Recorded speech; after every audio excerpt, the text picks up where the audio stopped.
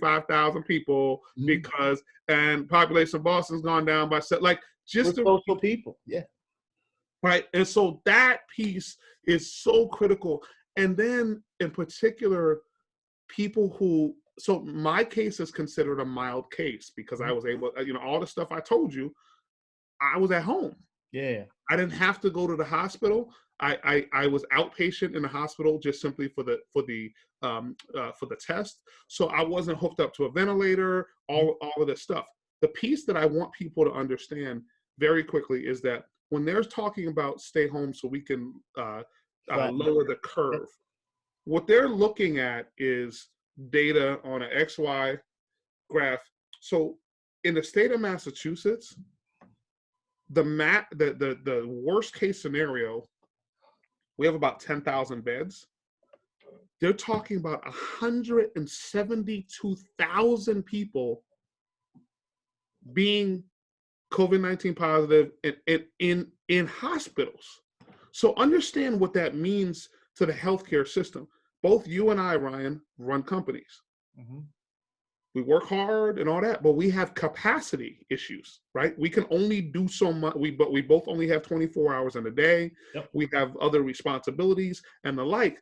So what's going to happen, and this is the worst case scenarios, like you're seeing in Italy, you then begin to have people who now begin to make decisions about who's going to get care. Yeah, no, it's crazy. Like, who do you? And basically, let's keep it 100. They're going to be making a decision about who's going to live and die.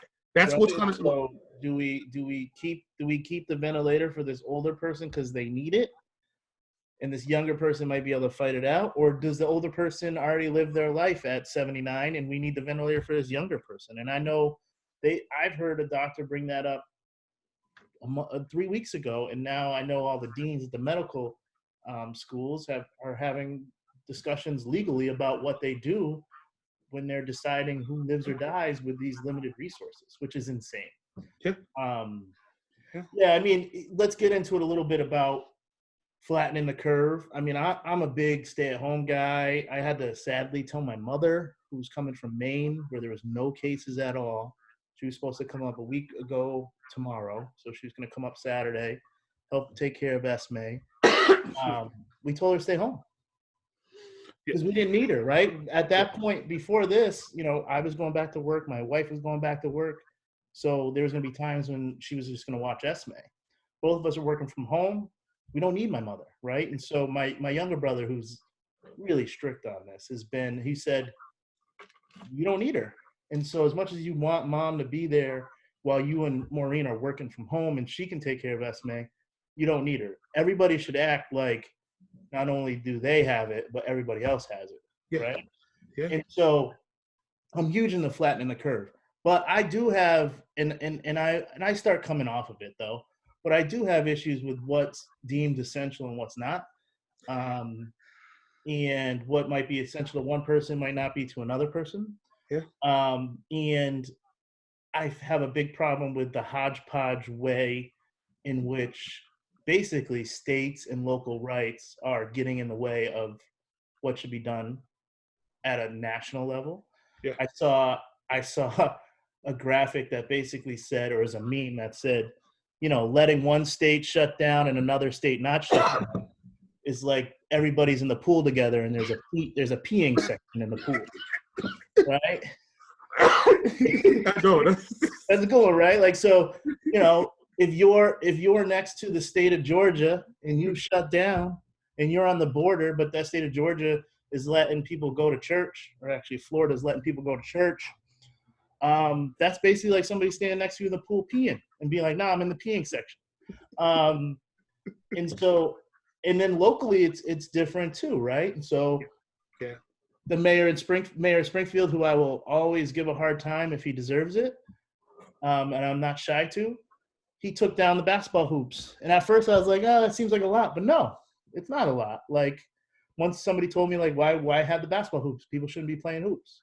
Because if you keep them up, you're just encouraging kids to play together and play hoops. But my town along Meadow, the hoops are still up, right? So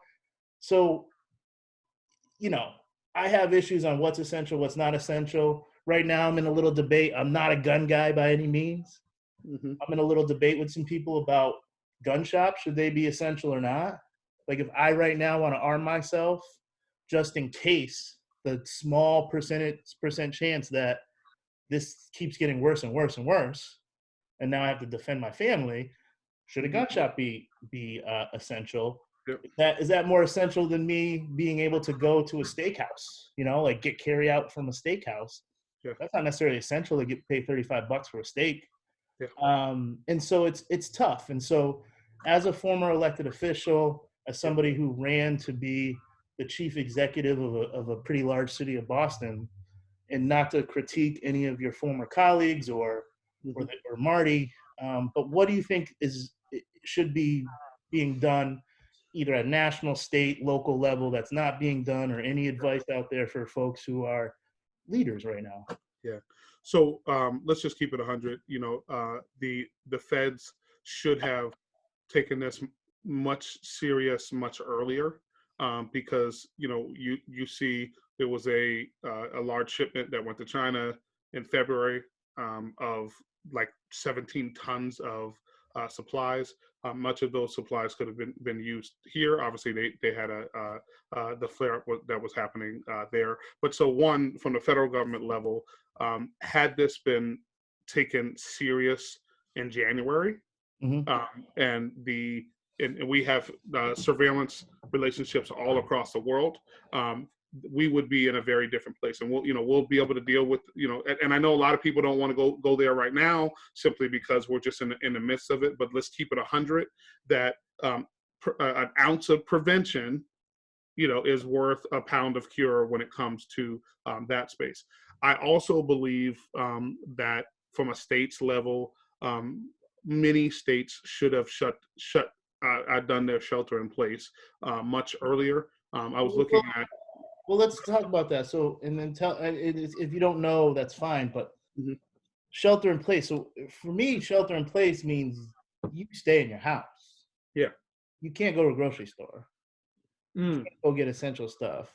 The only time I've really seen shelter in place is when our old boss did shelter in place to get the marathon bombers, right? They told people, I think was Boston part of it? I know Watertown was. Well, yeah, Boston was part of it. And so I guess maybe I'm jumbling the word stay-at-home orders. We got to be careful because people are going to call us out on it. Yeah.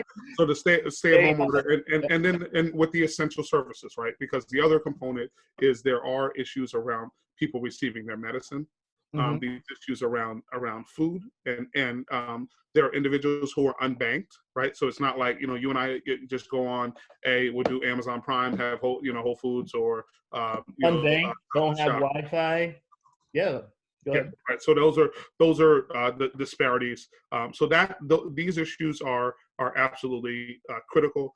And then there are very real issues around. And so first off, kudos to your mayor, and kudos to Mayor Walsh for dealing with these issues around parks, because what you were seeing in large swaths of Boston is people just put, this is vacation, and we're just going to be at the park, and we're just going to ball like we normally do, and we have more time and even more people there to watch us and like.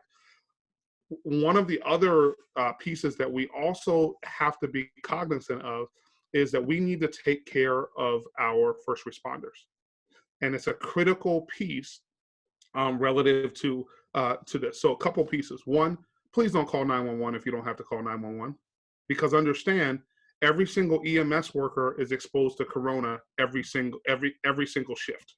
So remember, if that EMS worker comes to your house, they're now bringing potentially corona virus into your home. So that's one of the things that's absolutely critical that people need to have a real So if you're someone who does not have to use the emergency medical service, please, please, please, I beg of you, don't jam up that service.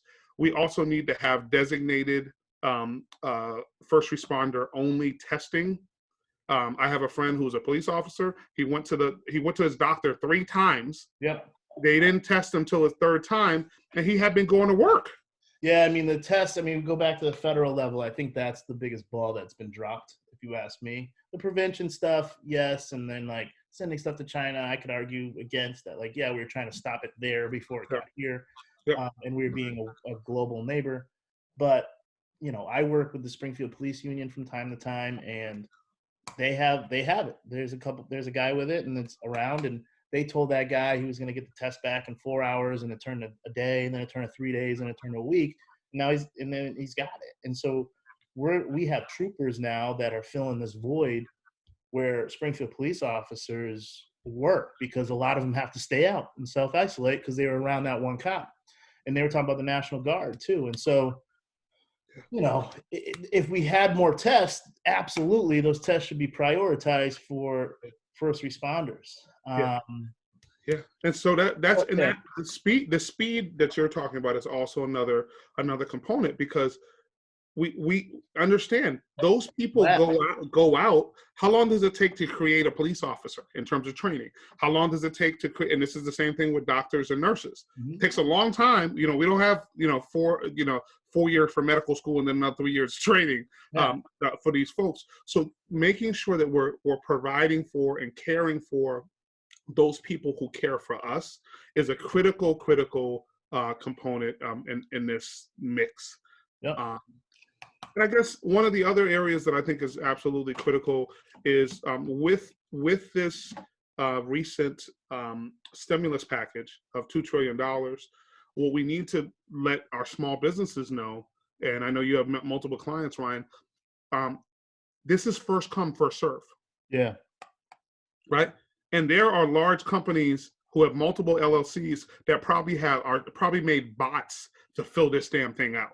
Right? So we need to make sure for small businesses, minority businesses, women-owned businesses, or just small businesses as a whole, that we as municipalities are helping people fill out this information that's government mumbo jumbo, right? Because I looked at it, it's not a very intuitive way of kind of handing out this money.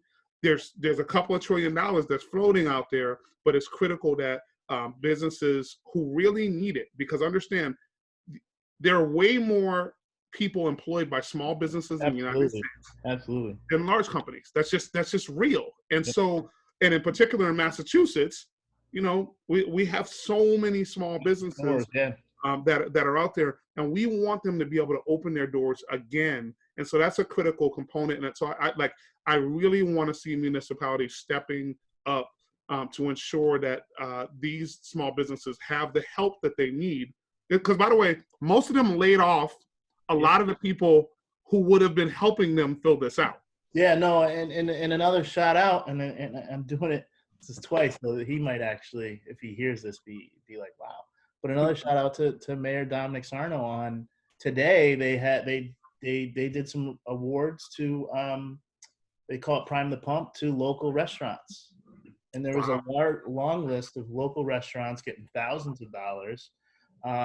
Many restaurants of color, owners of color, getting the money they need to survive. And,